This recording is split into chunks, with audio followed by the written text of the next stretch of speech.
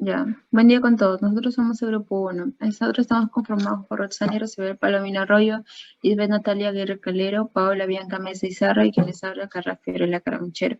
El día de hoy les vamos a hablar acerca de los métodos clínicos. Ya, los movimientos fetales. El movimiento fetal es uno de los primeros signos de bienestar fetal.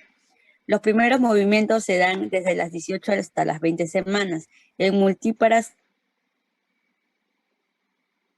en mujeres que tienen sobrepeso, pueden darse desde las 24 semanas.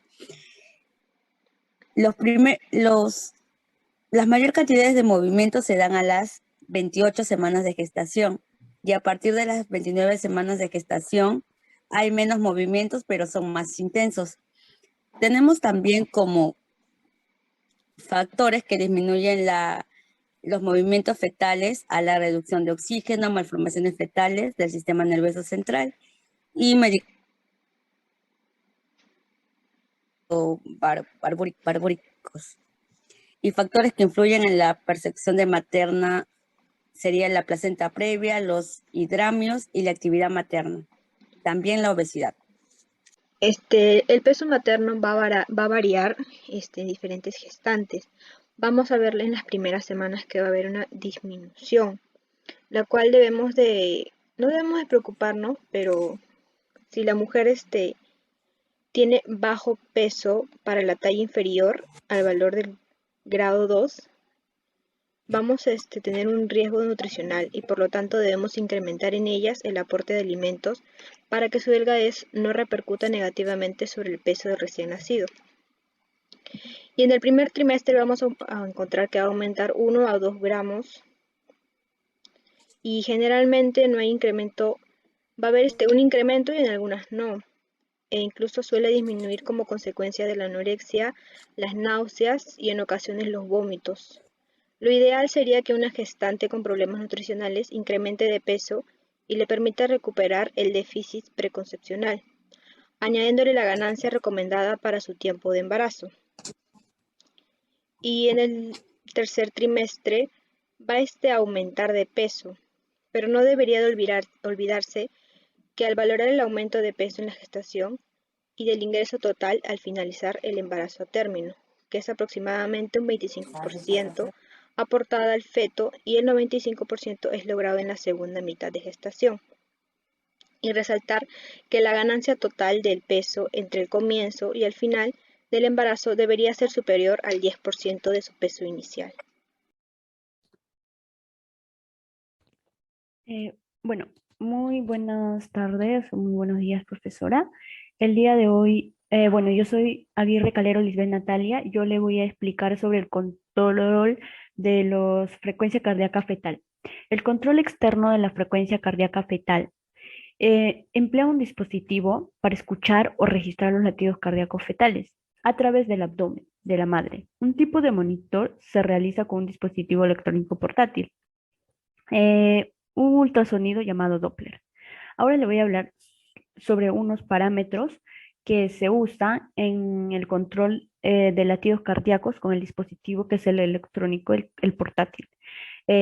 Como pueden ver acá en la imagen, están haciendo el monitoreo electrónico de latidos cardíacos fetales y le voy a hablar sobre algunos principales factores o principales cosas que se debería de saber antes de hacer este monitoreo fetal. Entonces, hablamos sobre la frecuencia cardíaca fetal, basal. ¿Qué es la frecuencia cardíaca fetal? Todos nos preguntamos. Entonces, la frecuencia cardíaca fetal es la frecuencia cardíaca promedio a un trazado de 10 minutos. Se rodean los incrementos entre más menos 5 LP. No es una línea recta, sino que representa una serie de fluctuaciones que van así, ¿no? De pequeñas y rápidas por encima o por debajo de una línea visual promedio de B. promedio. Ahora, ¿qué es la variabilidad qué es la variabilidad? Es importante este indicador, ya que es la función cardiovascular y esta regula el sistema nervioso autónomo. Ahora, ¿qué es los movimientos fetales? Los movimientos fetales lo percibe mayormente la madre, pero el monitor también Entonces, la madre va a tener la mamá va a tener un dispositivo que va a aplastar cada vez que sienta el movimiento del bebito y también se va a atrasar. Cada vez que sienta un movimiento, la madre es la que va a pulsar para que nosotros podamos ver que ha habido un movimiento. Ahora, ¿qué es aceleración? La aceleración es el aumento transitorio de la frecuencia cardíaca fetal, que ocurre durante un periodo relativamente corto, al cabo del cual la frecuencia cardíaca retoma su nivel promedio. Son al inicio de abrupto, no asciende más de 15 a 30 latidos y no durante más de 15 segundos. Se asocia a movimientos fetales y representa la integridad del sistema nervioso autónomo en el control del aparato circulatorio fetal. La aceleración prolongada es la que tiene una duración entre 2 a 10 minutos a cambios de 10 minutos de duración. Es un cambio de frecuencia cardíaca fetal basal y la constituirá una taquicardia, la cual constituirá una taquicardia. Ahora vamos sobre qué es una desaceleración. Durante este tiempo se transcurre el inicio de la caída de los latidos hasta su recuperación. La amplitud es la diferencia alcanzada entre los valores previos y la frecuencia mínima. Si esta diferencia es menor o 15 latidos se denominan leves, entre 15 a 45 moderadas. Bueno, siguiente PPT. En el siguiente PPT les voy a hablar sobre sobre el volumen del líquido amniótico.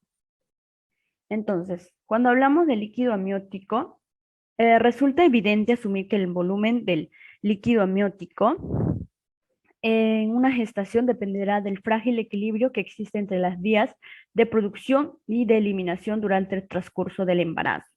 Entonces, el volumen de líquido amniótico resulta evidente asumir diversos autores como Monyen y Gilbrand Cabrera han postulado han dicho que el volumen de líquido amniótico se comparte así. A la primera semana es de 10 a 30 mililitros. A las 15 semanas es de 125 mililitros. A partir de la semana 15, el volumen total de líquido amniótico aumenta a una razón de 50 mililitros por semana. Hasta la semana 34 de gestación se alcanza el volumen máximo a las 38 semanas, que es un promedio de 1000 mililitros, para luego descender discretamente en las próximas 3 a 4 semanas. Un promedio de 200 mililitros.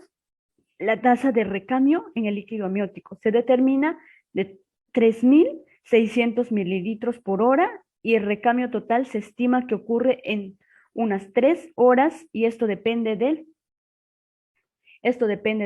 volumen del líquido amniótico. ¿Quiénes contribuyen a mantener el volumen del líquido amniótico? Tenemos la vía intravenosa, que se refiere al intercambio de solutos y de agua que es directamente del líquido amniótico y la sangre fetal. Esto ocurre principalmente a través de los vasos fetales microscópicos presentes en la superficie fetal de la placenta. Una menor contribución a esta vía la aporta los intercambios a través del cordón umbilical, la piel fetal. En todo caso, el flujo transcutáneo cesa con la queratinización de la piel hacia las 22 a 24 semanas. Hay evidencias de que existen canales de